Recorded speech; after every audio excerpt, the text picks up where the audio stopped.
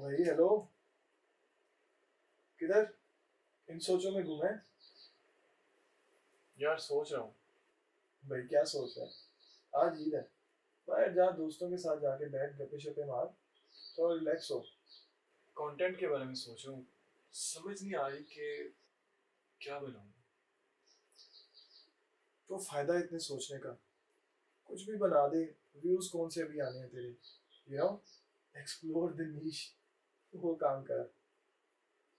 यार इतनी मेहनत करने के बाद भी व्यूज नहीं आ रहे। देख शहजादे, बात कंटेंट की नहीं है, बात है जान पहचान की। तू चाहे 100 वीडियोस के ऊपर मेहनत कर ले, अगर लोग तुझे जानते ही नहीं तो कोई भी तेरी वीडियोस नहीं देखेंगे।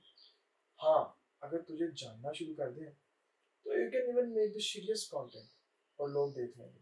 यूट्यूब के ऊपर यही होता है, तो पहले जान पहचान बना अपनी।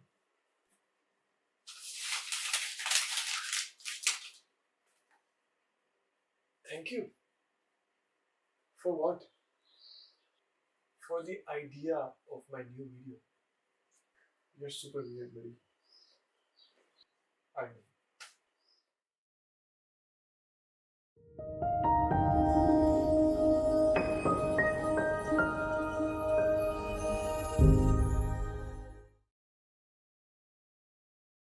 अस्सलाम वालेकुम, ईद मुबारक सबसे पहले। और आज जब मैं बैठा था, आई वाज जस्ट वंडरिंग कि जिंदगी की जो मेरी कहानी है वो कहाँ तक पहुंच चुकी है। तो मुझे ये वीडियो बनाने का आइडिया आया और मैंने सोचा कि क्यों ना मैं आपको अपनी कहानी सुनाऊं। और मेरा मानना ये है कि कहानी सुनने या सुनाने से एक रिश्ता कायम होता है। तो मैंने सोचा कि क्यों ना आप लोगों के साथ एक रिश्ता बनाया जाए। दुनिया में हर इंसान की एक कहानी है या एक किताब, जिसको सुन के या पढ़ के हम उस इंसान के साथ एक रिश्ता कायम। जो जो हम उनकी कहानी या किताब को पढ़ना शुरू करते हैं, जैसे जैसे हम उसमें आगे बढ़ते हैं, तो हमें एक चीज का एहसास होता है। वो एहसास हमें ये होता है कि दुनिया के तमाम इंसानों की कहानियां एक जैसी, कभी खुशी, कभी गम, या उससे हमें कभी कभी सबक मिलता है। मार्क ट्वेन जो कि एक फिलोसोफर है, वो कहते हैं कि कहानियों में एक जादुई ताकत है, और वो जादुई ताकत ये है कि ये लोगों को आपस में जोड़ती है और इस दुनिया को, जो छोटी सी है, बहुत बड़ा बना देती है। जिंदगी कभी ना रुकने वाले सिलसिले का नाम। ये जो जिंदगी है वो हर रोज एक नई किताब, एक नई कहानी। इसी तरह 25 अगस्त को एक रोता हुआ बच्चा जिंदगी के अते पते के बगैर इस दुनिया में, जब वो इस दुनिया में आया तो उसका नाम रखने के लिए उसके माँ बाप में बहस छिड़ गई, लेकिन बिलाखिर उसके अब्बू जान की मान ली गई और इस बच्चे का नाम तलहा रख दिया गया। यूं इस बच्चे का नाम रखने के बाद इसकी कहानी का बकायदा आगाज हुआ और तलहा की किताब दुनिया की करोड़ों किताब में शामिल हो गई। जब मैं छोटा था तो मुझे तजस्सुस का बहुत शौक था। मैं हर आते जाते इंसान से उसकी कहानी के बारे में पूछता था, उसकी सोच के बारे में पूछता था।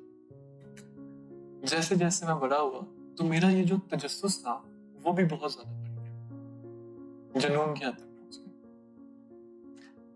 एल्बर्ट आइंस्टाइन इस तजस्सुस के बारे में कहते हैं कि तजस्सुस की एक बड़ी वजह ये है कि ये छोटे दिलों के अंदर बड़े ख्वाब पैदा करती है। और मेरे ख्याल से मेरे तजस्सुस की भी वजह यही थी, और यूं मेरे छोटे से दिल के अंदर एक बहुत बड़े ख्वाब बचे।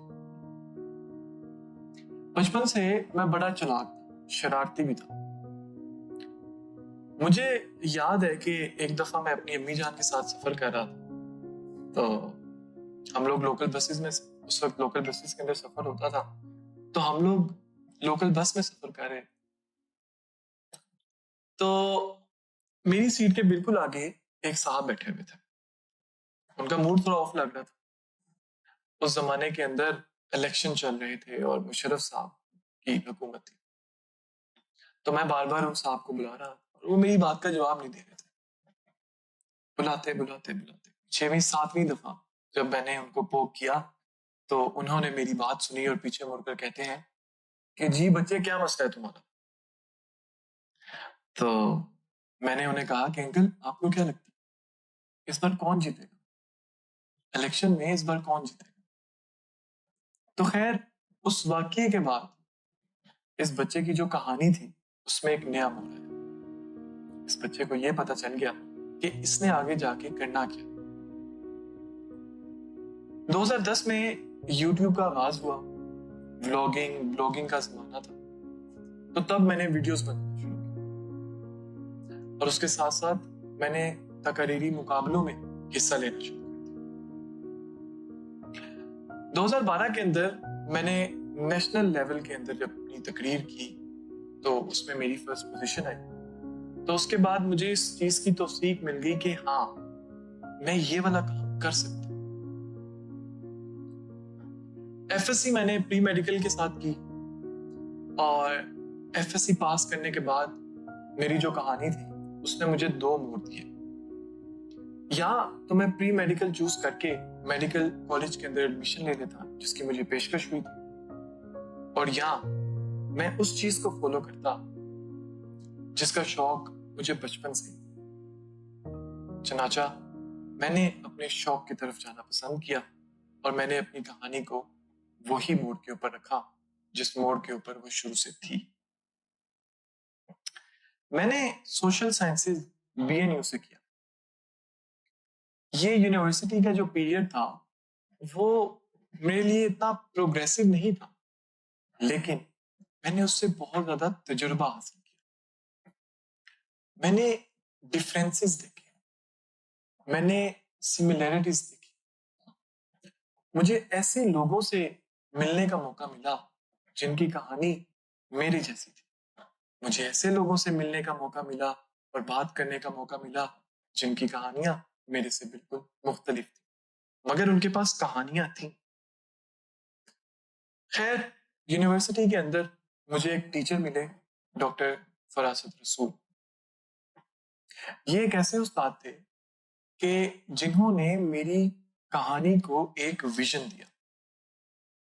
अब मेरी जो किताब थी उसके अंदर एक विजन था। चुनाचे यूनिवर्सिटी खत्म हुई और अब टाइम आया उस विजन पे अमल करने का। तब मुझे एक चीज का पता था कि ये जो डिग्री है या ये जो काम मैं कर रहा हूं, ये फाइनेंशियली स्टेबल इतनी जल्दी नहीं कर सकता। तो मेरे पास फिर 2 ऑप्शंस आए कि या तो मैं अपने पैशन को फॉलो करता या मैं एक नया मोड़ निकालता, एक नया रास्ता निकालता। तो वहां पर मैंने अपने पैशन को अल्लाह हाफ़िज़ किया और मैंने कारोबार कर किया। अब जो मेरी किताब थी तलहा, उसके 2 एडिशंस हो गए। उसका पहला एडिशन था कहानी सुनाने वाला था और उसका जो दूसरा एडिशन था दौलत बनाने वाला था। मैं बड़ी देर कोशिश करता रहा कि किसी ना किसी तरीके से इन दोनों एडिशंस को एक तरह एक ही एडिशन के अंदर बाइंड किया जाए और फिर जिंदगी गुजरी जाए, लेकिन मुझे इसका मौका नहीं मिला। वो जो तवाजुन मैं ढूंढ रहा था, मुझे वो तवाजुन नहीं मिला, वो बैलेंस नहीं मिला। खैर, अभी से कुछ 3 महीने पहले मेरी जिंदगी में एक बहुत बड़ा सफर। इस सानिये ने मुझे बहुत कुछ सिखाया। खैर, मैंने इस सानिये के बाद दोबारा से किताबों का रुख किया और पढ़ना शुरू किया। मैं एक किताब पढ़ रहा था कि उसके अंदर मैंने एक बड़ी खूबसूरत लाइन, वो लाइन थी कि कहानी का असल हुस्न ये है कि आपको इसके इख्तिताम का पता है। रास्ता धुंधला या जो आपके बाब है जिंदगी के, वो लिखने बाकी रह सकते हैं, लेकिन आपको रास्ते का पता होना चाहिए। इस बात ने मुझे बड़ा हिट किया। यार मुझे मेरे इख्तिताम का तो पता है, मेरा इख्तिताम तो तय है। हाँ, रास्ता भी धुंधला है, तो क्यों ना उस रास्ते को लिखा जाए और अपने इख्तिताम तक पहुंचा जाए। तब मैंने ये डिसाइड कर लिया कि जो मेरे 2 एडिशंस थे, इनको एक किताब बनाया जाए और फिर इनके ऊपर अमल किया जाए। मैंने ये YouTube चैनल बनाया और मैंने अपना कारोबार इसके साथ जोड़ा। मैं ये समझता हूं कि कहानियां रिश्ते बनाती हैं। कहानियां हमारी जिंदगी में इसलिए अहम है कि ये एक दूसरे को और एक दूसरे के साथ ऐसा नाता जोड़ती है जो दुनिया की कोई और चीज नहीं जोड़ सकती। मुझे बड़े लोग एक बात कहते हैं कि कहानी के अंदर रिलेटेबिलिटी होनी चाहिए, कि कोई इंसान आपकी कहानी से रिलेट कर सके। और मैं उन लोगों से कहता हूं कि ये फर्क नहीं पड़ता कि कहानी रिलेटेबल है या नहीं, आपके पास कहानी होनी चाहिए। अगर कोई उसको सुनने वाला होगा तो वो खुद ब खुद ही रिलेटेबल बन जाएगी। और यही कहानियों का असल हुस्न भी है।